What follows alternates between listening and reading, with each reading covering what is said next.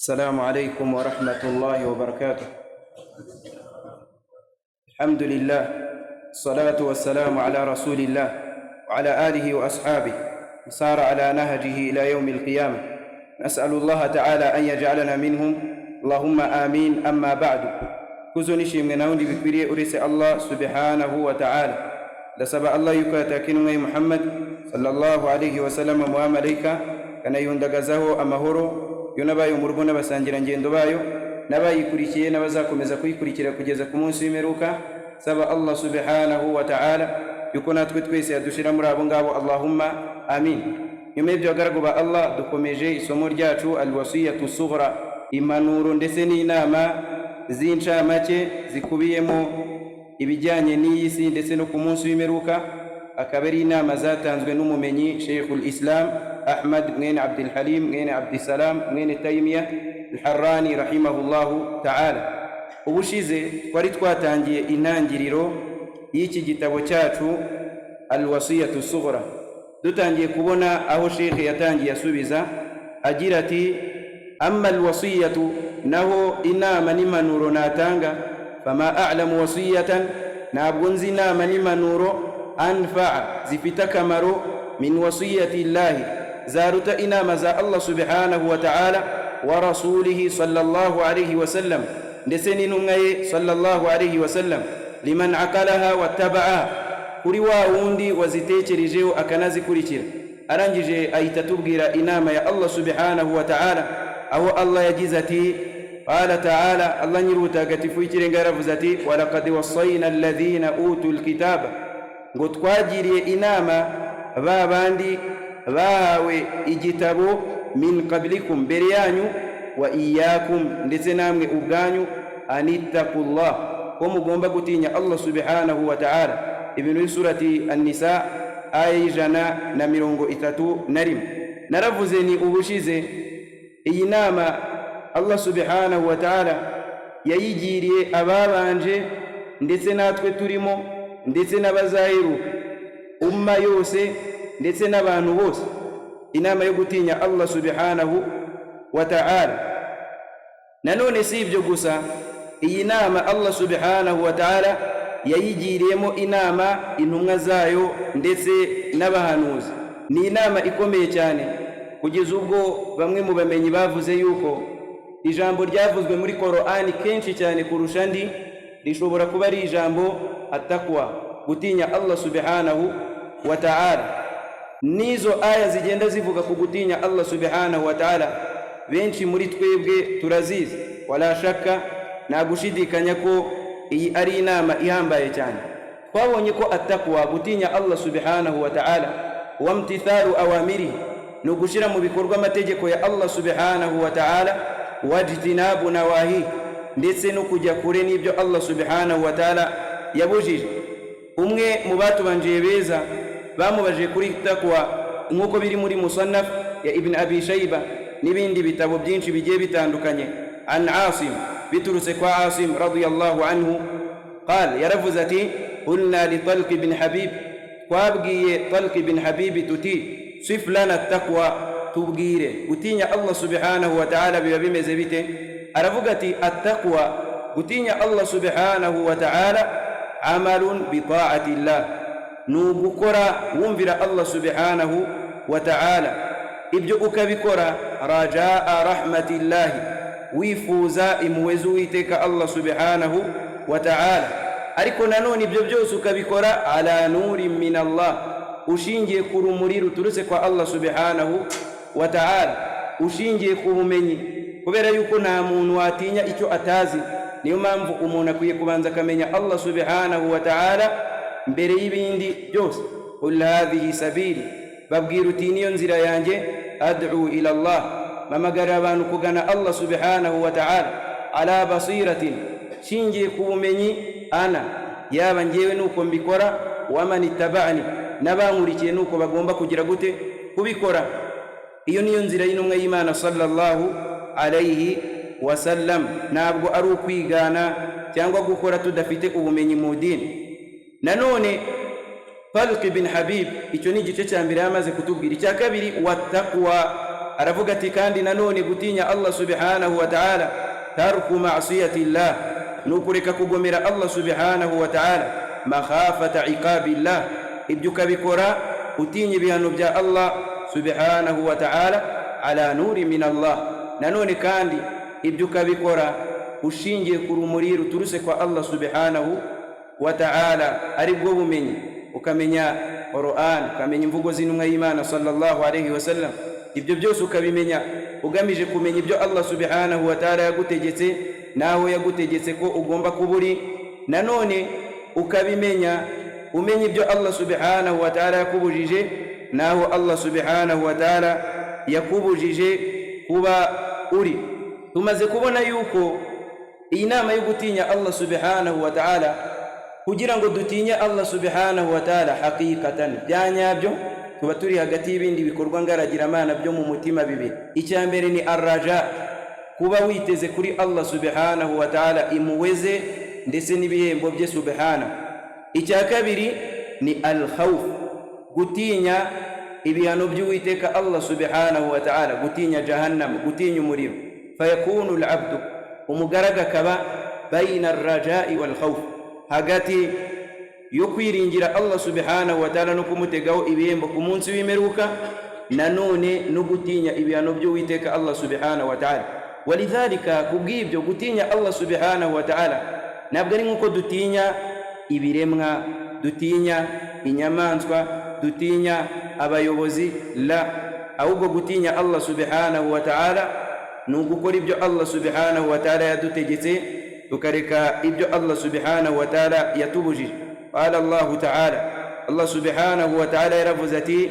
ya ayyuhalladhina amanu taqullah yemwe beme nimutinya Allah gutinya Allah ni itegeko kubera iki kubera yuko nkuko abasahaba b'intumwa y'Imana sallallahu alayhi wasallam babivuze nuko aya irimo umuhamagaro ugira uti yemwe beme muri Qur'an iyo bayumvaga imanutse babaga biteza ibintu bibi gutegeka no kubuza muri iyi aya Allah subhanahu wa ta'ala dutegetse kumutinya burya gutinya Allah ni itegeko ntabwo ari ikintu utagomba gukora ni itegeko n'umuntu udatinya Allah subhanahu wa ta'ala ntabwo yagira istiqama ntabwo yagira igihagararo ku dini rya Allah subhanahu wa ta'ala nkuko twabivuze nuko gutinya Allah subhanahu wa ta'ala ni inama Allah subhanahu wa ta'ala yagiriye intumwa n'abahanuzi ni inama Allah subhanahu wa ta'ala yagiriye abantu bose muri rusange ntabwo ari inama yihariye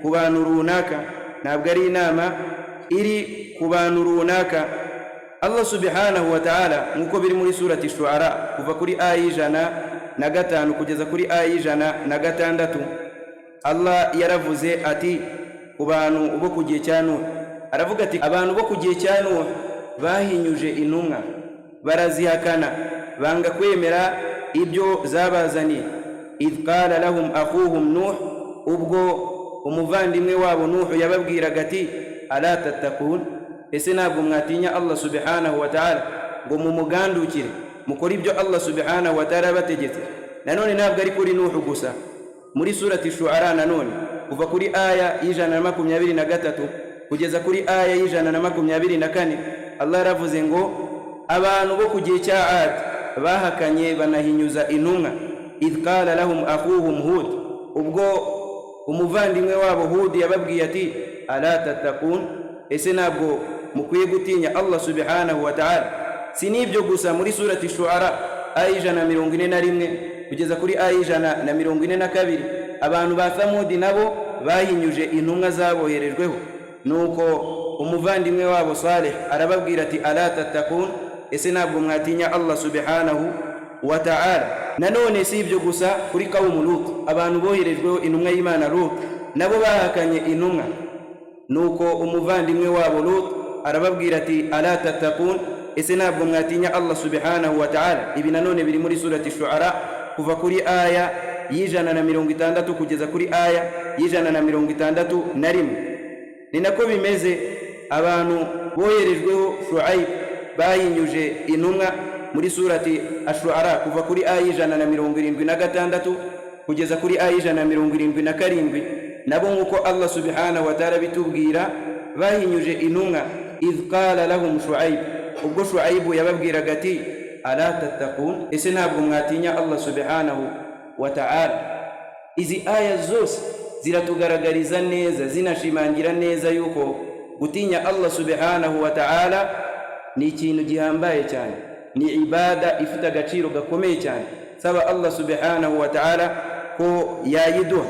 Nanone kandi si ibyo gusa, iyi nama yo gutinya Allah subhanahu wa ta'ala nkuko turi bubibone muri iki gitabo, nanone mbere yaho nuko intumwa y'Imana Muhammad sallallahu alayhi wa sallam ariyo nama yagiriye abasangira ngendo bayo, nuko ariyo nama intumwa y'Imana sallallahu alayhi wa sallam yagiriye abasangira ngendo bayo natwe turimo. Biturutse kwa Abi Umama radiyallahu anhu qala, yaravuze ati numvise intumwa y'Imana sallallahu alayhi wa sallam yakhutubu fi hajjati alwada, iri gutanga khutba muri hajjati alwada, muri ya hijja yo gusezera intumwa y'Imana sallallahu alayhi wa sallam. Faqala, intumwa y'Imana sallallahu alayhi wa sallam iravuga iti ittaqullaha, nimutinye Allah, wa sallu khamsakum, nuko mujye musari mukore amasengesho atanu yanyu, wasumu shahrakum, nuko munasibe ukwezi kwanyu, wa addu zakata amwalikum, munatanga maturo y'imitungo yanyu zakatul mal, wa ati'u umara'akum, munumvire abayobozi banyu, tadkhulu jannata rabbakum, muzinjira mu ijuru rya nyagasani wanyu. Iyi ni hadithi intumwa y'Imana sallallahu alayhi wa sallam, nta nubwo igaragaza ko intumwa y'Imana iri kutugira inama yo kugandukira Allah no kumutinya gusa, ahubwo iragaragaza ko ziri mu nama za nyuma intumwa y'Imana Muhammad sallallahu alayhi wa sallama yagiriye abagaragu ba Allah subhanahu wa ta'ala, abasangira ngendo bayo. Si ibyo gusa, byaje no muri hadithi y'umusahaba w'intumwa y'Imana sallallahu alayhi wa sallam Irbad ibn Sariya radiyallahu anhu, nayo iri muri hadithi za nyuma z'intumwa y'Imana sallallahu alayhi wa sallam, aho agira ati wa'adhana rasulullahi sallallahu alayhi wa sallam, intumwa y'Imana sallallahu alayhi wa sallam yaduhaye inyigisho, wajilat minha alqulub, imitima yacu irakangarana, wadharafat minha aluyun, amaso yacu atangira kuzenga amarira kubera izo nyigisho z'intumwa y'Imana sallallahu alayhi wa sallam. Nuko babwira intumwa y'Imana sallallahu alayhi wa sallam bati izi nyigisho uri kuduha zisa nkaho ari zo kudusezera, fa awsina, tugira inama. Qala an-nabiy sallallahu alayhi wa sallam, intumwa y'Imana sallallahu alayhi wa sallam yarababwiye ati usikum bitaqwa Allah, mbagira inama yo gutinya Allah subhanahu wa ta'ala, sam'i wa ta'a, ndetse no kumva no kumvira, ila akhiri alhadith, kugeza ku mpera ya hadithi intumwa y'Imana sallallahu alayhi wa sallam, wa huwa hadithun sahih, akabarina hadithi y'Imam. Izi ni inama z'intumwa y'Imana sallallahu alayhi wa sallam li ummatihi, yagiriye umma yayo. Idhan nkuko Ibn Taymiyyah rahimahullahu ta'ala yabivuze, na nama nziza ifite agaciro iruta inama ya Allah subhanahu wa ta'ala ni intumwa ya Muhammad sallallahu alayhi wa sallam.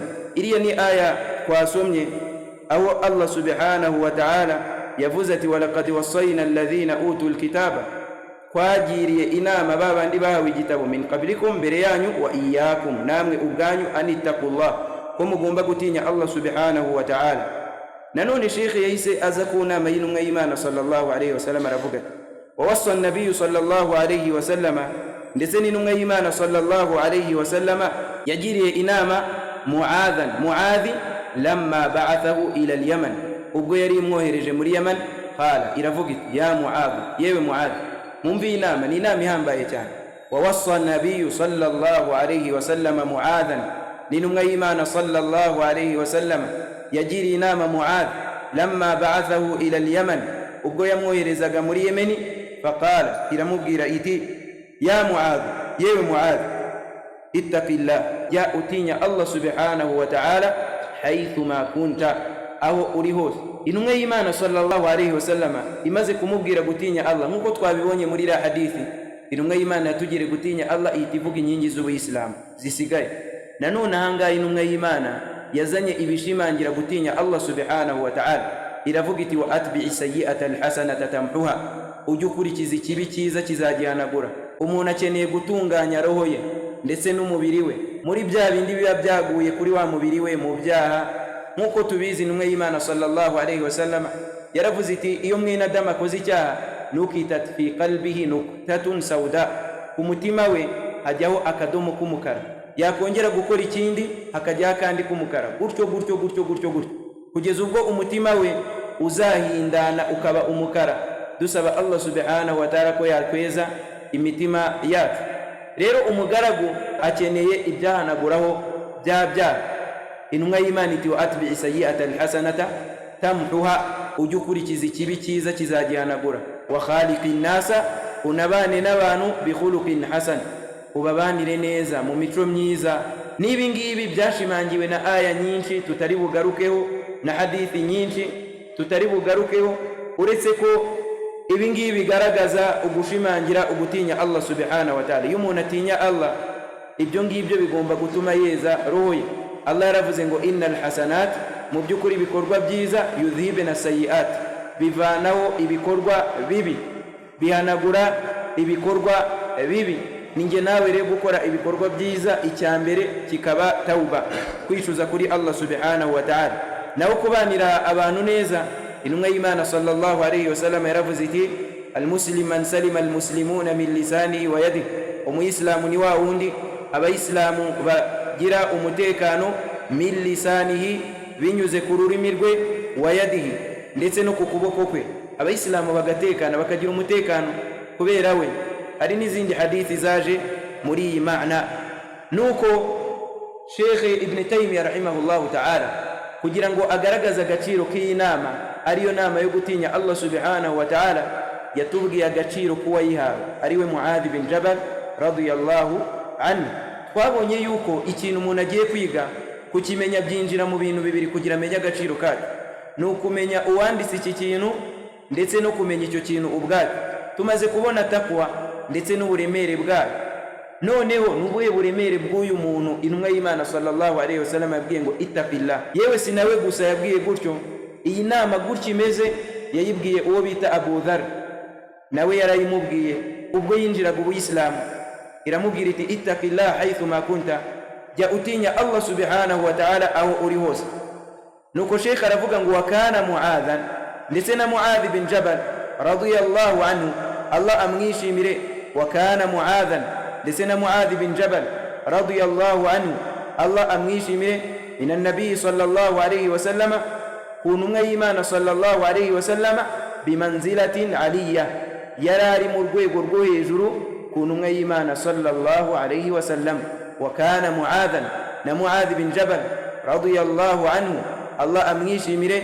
Ina nabii sallallahu alayhi wa sallam, kuntumwa y'Imana sallallahu alayhi wa sallama, bimanzilatin aliyya, yarari mu rwego rwo hejuru, yari afite agaciro gakomeye imbere y'intumwa y'Imana sallallahu alayhi wa sallam. Fa innahu qala lahu, intumwa y'Imana sallallahu alayhi wa sallam yabwiye Muadh iti, fa innahu qala lahu, intumwa y'Imana sallallahu alayhi wa sallam yabwiye Muadh iti, ya Muadh, yewe Muadh, wallahi ndahiye Allah, wallahi ndahiye Allah subhanahu wa ta'ala, inni la uhibbuka, mu by'ukuri njyewe ndagukunda cyane.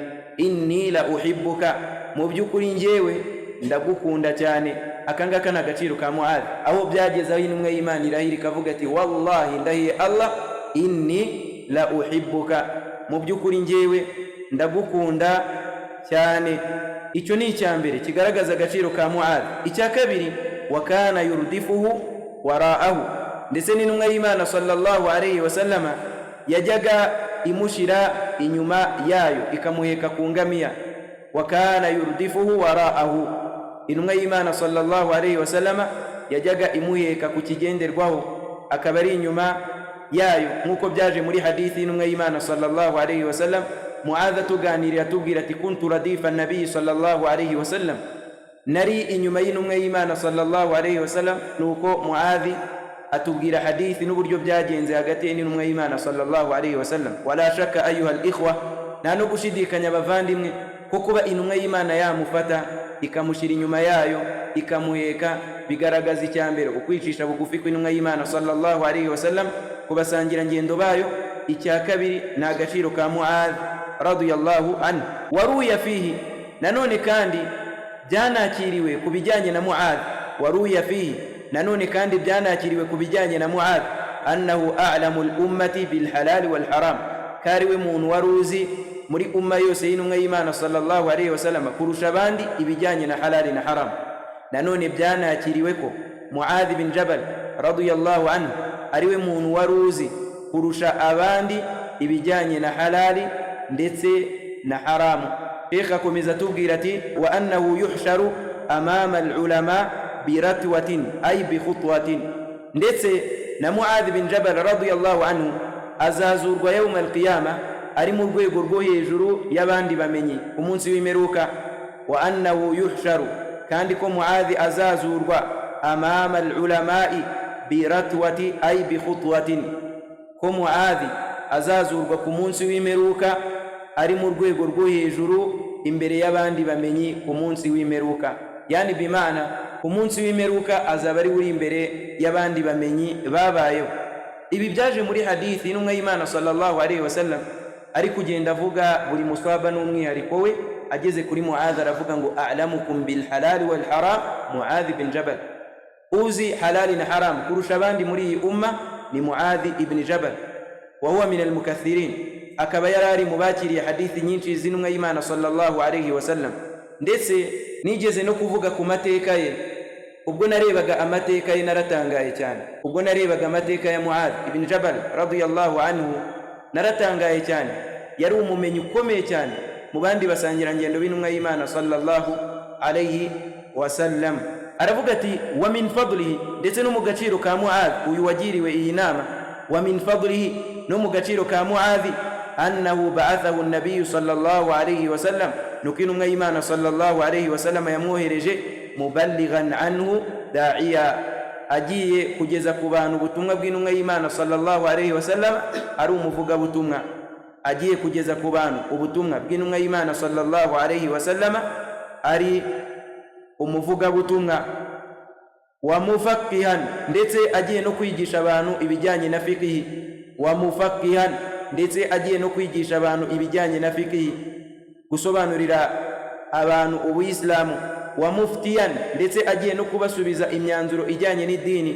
Wa muftiyan, ndetse agiye no kubasobanurira aba imyanzuro ijyanye n'idini.